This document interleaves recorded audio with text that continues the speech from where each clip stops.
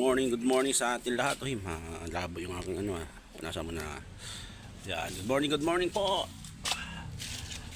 Nakarating tayo kagabi galing sa Bicol ng mag-aalas 2 ng madaling araw. So, maaga tayong gumising para linisin natin yung ating mga nagamit na sasakyan. Sobrang maalikabok po. Yung mga kasama natin pagod sa pagmamaneho, siguro si Burnok, sila si Dave napagod sa biyahe, papahinga pa.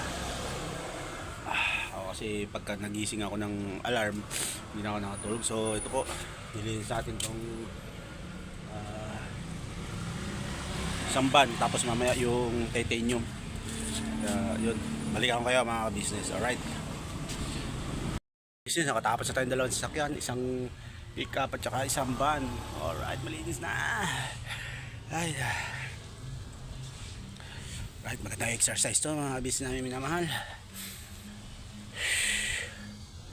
Ano, kamusta po ba kayo mga business? Napanood nyo nung po ba ang nakakakilig na pangyayari sa buhay ng ating Papa Dins? Well, panoorin nyo, may upload din siya na. Yung kay Kuya yata na i-upload niya na. Yung parang pinaka freezer ba tawag doon? Teaser pa, hindi ko alam eh. At bigla nga po kami napabiyahe ng Bicolandia, Albay, Kamalig Albay. Napakaganda po ng lugar doon na pinag-stayhan namin, yung Transient. Panalo. Dami langgam. Hindi ko lang ba't kinakapitan pa ako ng langgam. Balikan ko yun mga ka-business. Sigsisigang tayo ng pork with hipon. So ito po yung ating pork, yung nilaga natin sa kanina. And then nagigisa tayo ng sibuyas, bawang at kamatis. Pakatasin natin kamatis. Ito po yung ating hipon. Ngayon po yung binili namin sa Mega Dike.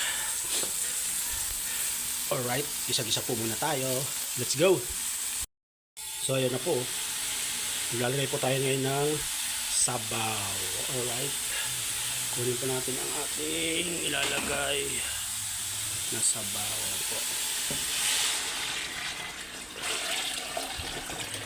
Yun.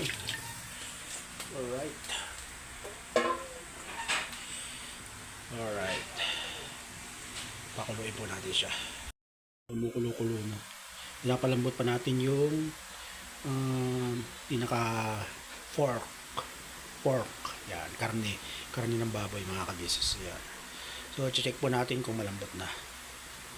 So luto na. Yan ang ating sinigang na hipon na may sinigang na baboy with hipon. Yan. Right. Kainan na. Business, good evening, gabi na. Kahatid namin kay Ate Kayla at siya'y umuwi. So yun lang namang araw ng linggo ngayon. Yun ang mga kaganapan. Nakauwi nakauwi kami galing ng Bicol, Sabado ng madaling araw, alas 3 yata yun. Yun, naging successful lahat. Naka-safety naman yung aming pag-uwi. Napanood nyo naman na po siguro sa mga vlog ni Papa Dins at ni Kuya Business yung mga pangyayari sa Bicol, at talagang nakakataba lang ng puso yung naging naging proposal ng ating Papa Dins TV. So congratulations Paps.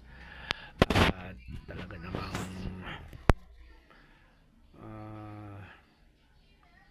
masaya lahat sa pangyayari sa bagong yugto ng buhay mo, buhay nyo ni Miss Jam. Kaya yun, Monday na naman bukas mga ka-business, at December 8. Napakabilis po ng ng panahon. Grabe, matatapos na naman ang natatapos na naman ang 2025, 2026 na. So ganun talaga ang buhay. Kaya kahit na dumadanas tayo ng maraming pagsubok sa pang-araw-araw natin buhay, kailangan piliin natin lagi masaya. Hindi naman natin maiwasan yung mga pagsubok na dumarating, pero just think positive lang tayo. Yun, tuloy-tuloy lang naman, tuloy-tuloy sa pagbablog. At syempre, maraming salamat po syempre sa walang sawa niyong suporta sa amin, lalo na sa akin, na talagang gumanda po yung takbo ng channel ko nitong mga nakaraang buwan. Itong mula October hanggang December po, ganda po yung ating mga views. Sana magtuloy-tuloy po, no, kahit sa mga simpleng video lang na aking ina-uploads. At nakakatuwa naman siyempre pinapanood ng nakararami. Mahigit 5,000 plus na ang subscriber ng Kagawang Istong Official. So yun po, sobrang blessed, sobrang motivated, at kahit minsan nalulungkot, nakakaramdam ng lungkot, pero sa positibong pananaw ko pa rin po tinitignan ng lahat, dahil siyempre nandiyan kayo. At ganun din ang buong ka-business family na talagang walang sawang sumusuporta sa atin. Kaya yun mga business, ito simple lang tong video na to. Nagluto ako ng aming tanghalian at nililisan ko yung mga ginamit namin sa sasakyan. Kaya yun, naghatid nga kay Ate Kayla. Si Ate Kayla ay nakauwi na. At yun, abang-abang sa mga susunod na mga pangyayari. Maiksi lang tong video ko, hindi ko alam kung ilang minutes abutin ito, kasi nga hindi ko pa masyadong nahabaan yung mga video, dahil minsan nabablanko po ako, pero ganun pa man, pinipilit po natin. At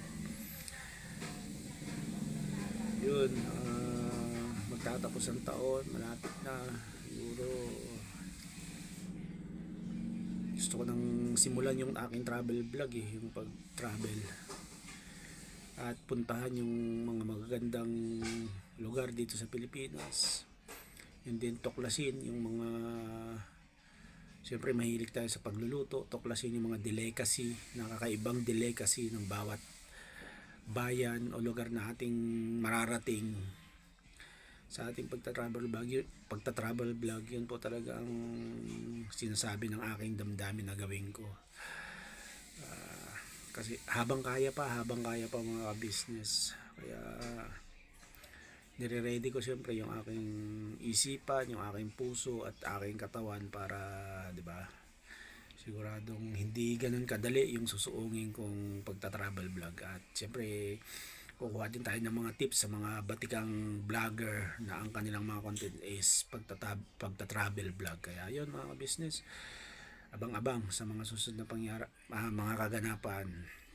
At sana patuloy nyo pa rin ako suportahan. Ganun din ang kabuuan ng Family Ka Business, yung Ka Business Official, Papa Dins TV, Miss KB Official, Ka Business Family, Famous Budeng Official, at saka yung mga kapatid kong kagwang. Patuloy niyo pong suportahan. Thank you very much po. Hanggang sa susunod na video po, birabanat lang tayo. Alright.